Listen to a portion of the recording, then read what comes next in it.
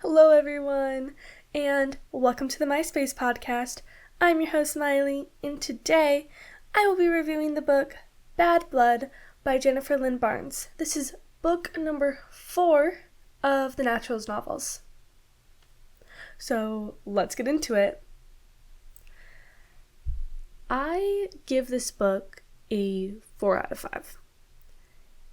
It was very out there. Like, it kept going from the third one. It just, it went wee.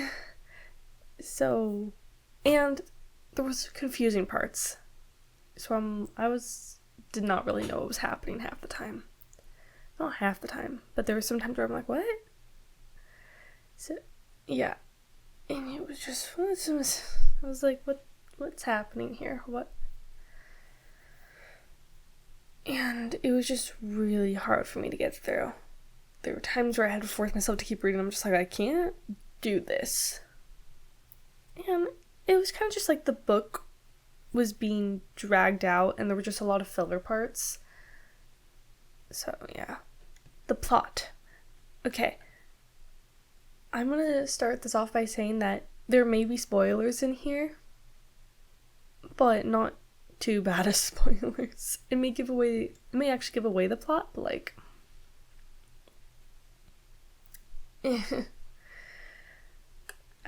it's not like gives away the ending, because we all know how the book's gonna end, because it's the last in the series. Yeah, let's start off with the plot. It starts with Cassie talking with Dean's dad. I did not spell his name in here. My notes, what the? But anyways, it starts with Cassie talking with Dean's dad, and it went great. Yeah, definitely. Not really.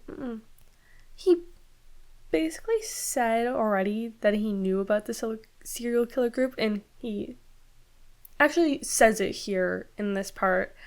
He doesn't have any specific details, but he knows that they're real, and that if Cassie's mom is a part of them, then she must be the devil herself. I believe that's actually what he says to her. Then there's this other case that comes along, and it seems like it would be part of the serial killer group killings, and the person who's missing is a girl that Michael grew up with, and they do find her. And then Laurel's taken. So we got like 3 scenes with her, and that's about it. But then Sloane figures out a clue, which leads them to figure out who Nightshade is, which leads them all to Oklahoma. So basically, the clue tells them who Nightshade is. And then they go to Oklahoma because that's where they go to a town in Oklahoma because that's where he grew up, and they're like, there has to be a clue there. And this is almost halfway through the book. So that whole first part was this other case. And we realized that, well, when we get to this town, that Cassie had lived in that town with her mom for a bit. And she was 6 at this time, so she doesn't remember a lot of it. But for this next half of the book, it's literally just them trying to figure out how it connects back to this group. How the town does. Because Nightshade grew up there, of course. So there's got to be some connection with this group. But also during this whole last half, it's Cassie trying to figure out why she has repressed memories of her time there, and how it connects to her mom. Oh, and then also they play Truth or Dare again. You just have to go full circle. They played Truth or Dare in the first book, and now they're doing it in the second book. Not the second book. They did it in the first, now they're doing it in the fourth. Like, Cassie figures out, though, that she's had a life there at one point. So she's trying to figure out what type of life that was. And they do realize by the end of the book that they've kind of figured it out, like, going through the whole second half, that this place does have a connection to the group. They just don't realize what it is until the very end. So it's basically them just talking to people and figuring out what they know, and more about Cassie's past than anything. But Cassie realizes something at the end of the book, but of course it's too late. So yeah, but then she gets kidnapped again. This is 3 out of the 4 books that she's been kidnapped in. Also, in this town, there's another cult. So yeah. Oh, and Leah decides to go infiltrate it. At least this time when she's kidnapped. Not by this cult. They disbanded the cult. They did they did something right. But she gets kidnapped again, right? But at least this time she gets to see her mother, so we know who kidnapped her, which is no surprise. And some other things happen, and then she's saved, blah, blah, blah, blah, blah. But we do realize who some of the masters are. And that's when you get into the crazy stuff. So I'll get into that in the spoilers. Starting with Cassie. So, this book is basically just about her life when she was 6. It's basically that past. And her trying to find a connection to this secret killing group. And also kind of trying not to lose it, because she's kind of losing it.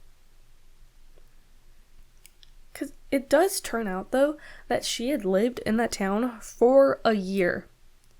Like, they first get to this town, they go to this little diner that's not a diner. That's what it's called. And the lady who owns it is like, Cassie, you lived here for a year. So she lived there for a year, and she repressed those memories for some reason. And she tried to figure out what those memories are. Turns out, too, that her mother had a relationship with somebody in the town.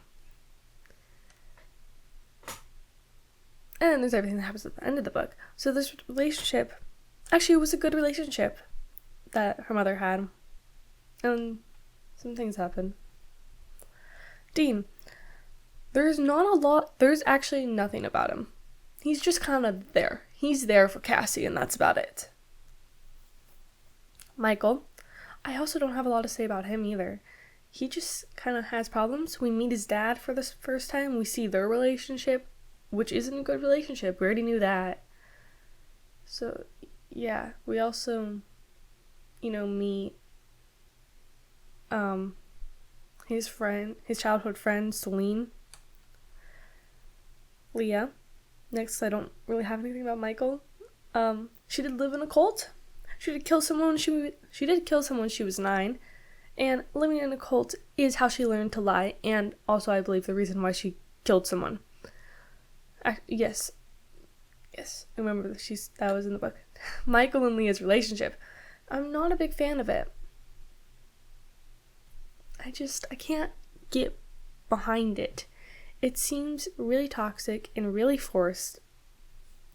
That's why, because they are constantly fighting with each other, and then afterwards they go and make out. It's a very bookish relationship. This is the type of relationship I actually see in my fantasy books half the time, and it just seems not a lot of the time, once or twice, but I don't particularly support that. I just can't get behind it. I just don't like it. I want to, but also I don't want to. Honestly, I don't really want to. But there's not a lot about it. It doesn't. You just kind of see them close.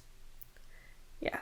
Sloane, not a lot about her. We do know that the death of her brother kind of messed her up with dead bodies and stuff.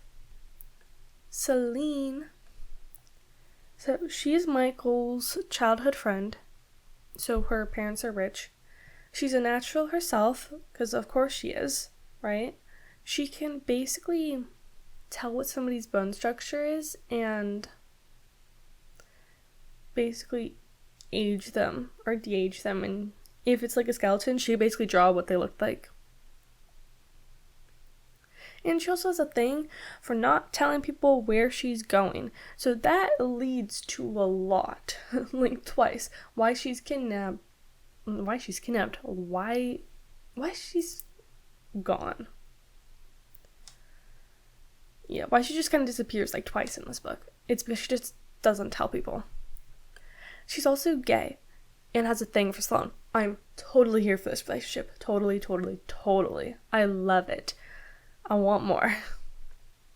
And she's also going to probably end up joining the group. Yeah.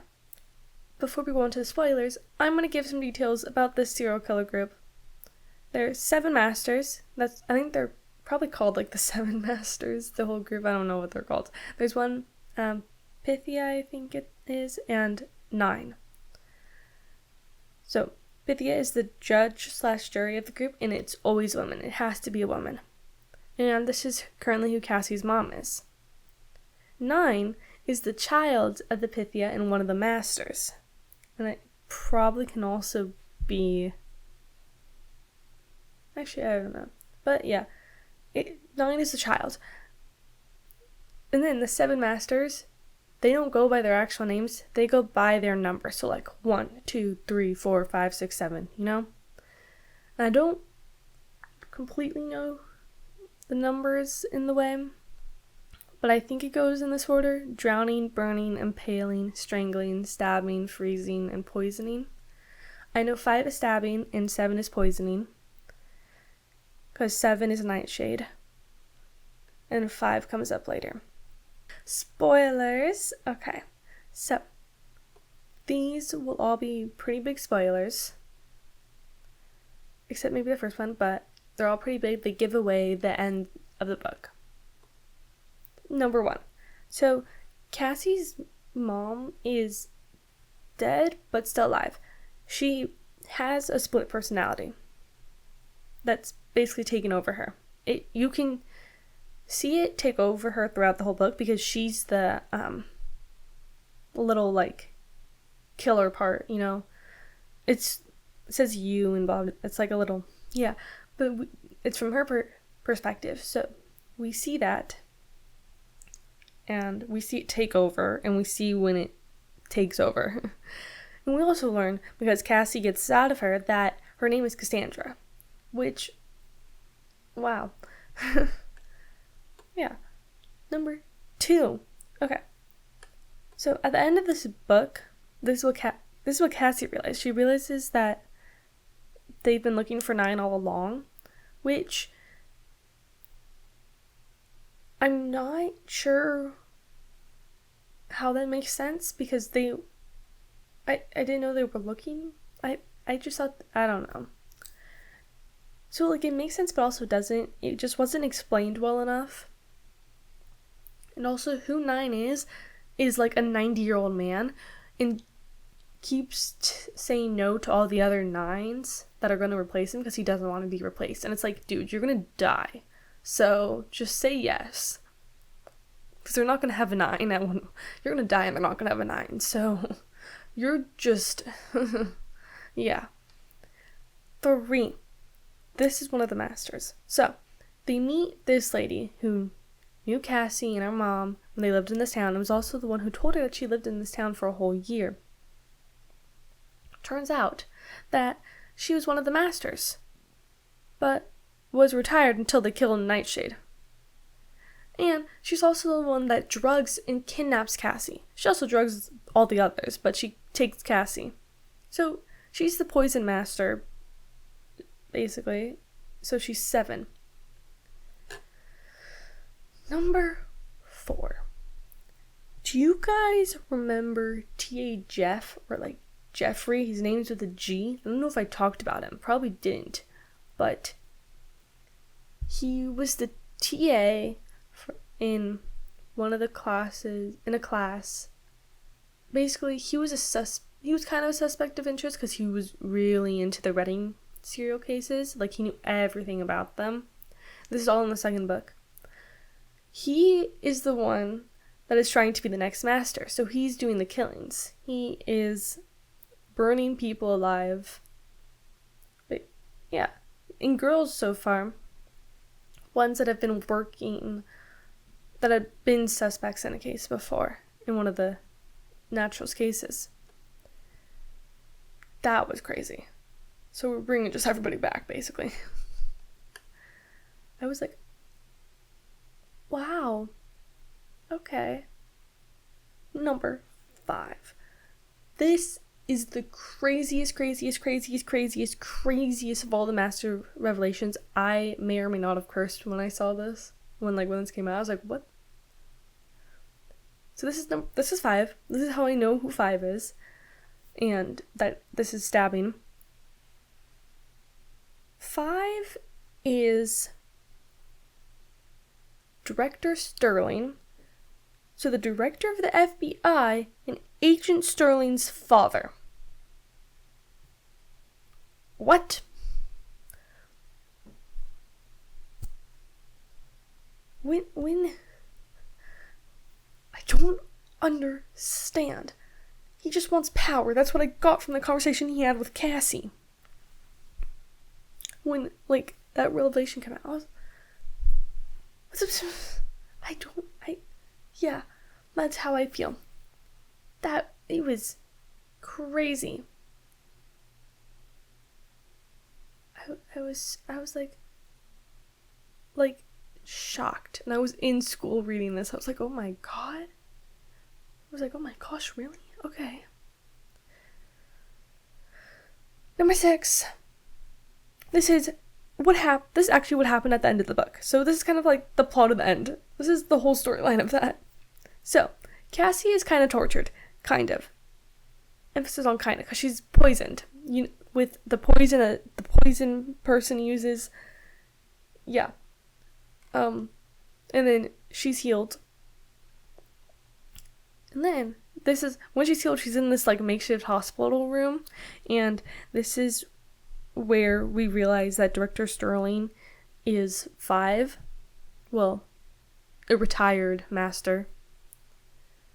She's then set against her mother, who is not her mother at this point. This is Cassandra. For the reason, I'm guessing, that they kind of want her to be the next Pythia, because she's, exactly the type of person they want, right? She's had trauma in her past. She's kind of had abuse. She's a strong person that can be broken down and forged into something new.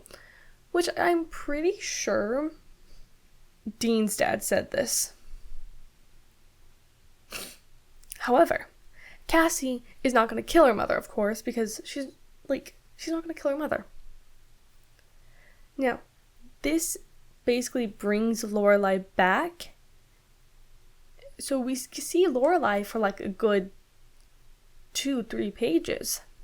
But then they bring out Lorelai and say they're going to kill her, so one of you guys has to die or we're going to kill her. So Laurel is, yeah. And Lorelai's not going to let either of her children die, especially when Cassie says that her friends will be there to save them. They'll be there soon. And she's like, I believe you. So if that wasn't true, she'd probably have killed Cassie, because she wouldn't want Cassie to live in this life. She probably won't. And then Cassandra probably would have come back and taken over.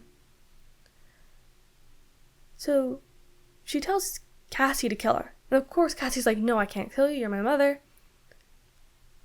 But she basically makes her do it. She puts the knife in Cassie's hand, holds it up against her chest, and pulls Cassie forward, so basically stabbing herself, but also not really. So Cassie's kind of killing her mom, but really it's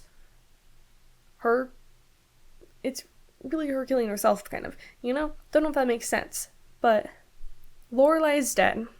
Then the FBI comes in 5 seconds later, so 5 seconds too late, of course. And Director Sterling, I believe, yes, he does. He has Lorelai and has a knife to her throat, so Agent Sterling shoots him, so she kills her father. There's a lot of killing your parents going around here. And the reason why the FBI found them is because Celine saw a picture of Laurel and saw the relationship that Agent Sterling had with Laurel and like facial structure, you know, she saw that similarity. So they realized that Director Sterling had to be a part of this group, and they tracked him. I believe they tracked his phone. And that's basically it. And we realize at the very end of the book, not really realize, we already knew this, that Cassie loves Dean. Yeah. And now they're all gonna go live in Denver so Cassie can be close to her family and Laurel because, you know, her family's already taken a liking to Laurel. They're like, you're ours now. So the whole group is gonna move there, and they're gonna find more naturals. And also, since Michael is now 18, he basically has his trust fund, so he's kind of rich now. The end. It was really crazy. It's still a good book, but just really crazy. So yeah. The next book, so the novella, it is a part of this book, which I realized, and it's about 100 pages. It's called 12.